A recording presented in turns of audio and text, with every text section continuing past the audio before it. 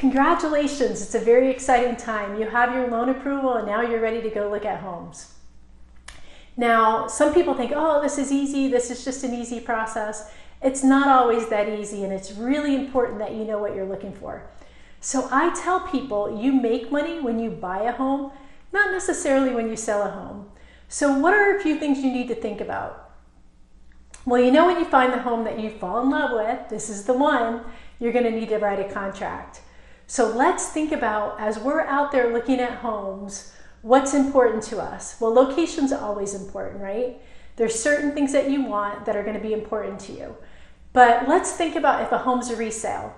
Now, if you're buying a resale home, and let's say it's built before 1980, you need to think about polybutylene piping and aluminum wiring. Just a couple things. Now, a lot more things than that.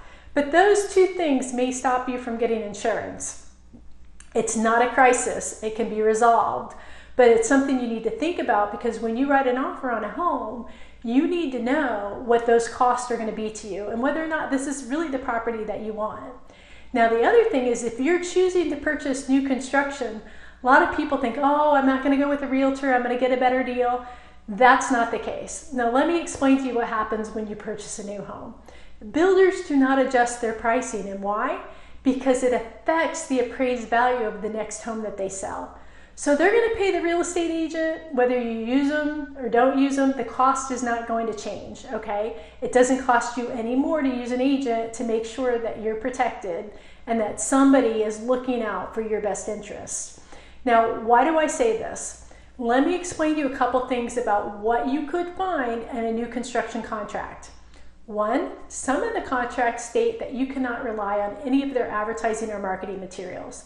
So if you're going into a brand new community, it's going to be very important that you add into your contract the amenity centers they say they're building.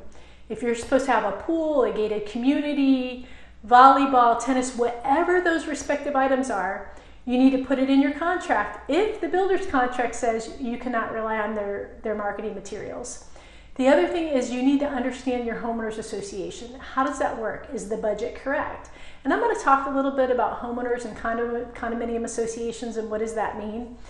Because it's really important on the resale side. In your contract, you need to make sure that you stipulate the seller has to pay in full any monies due prior to closing, because you don't want to be responsible for that.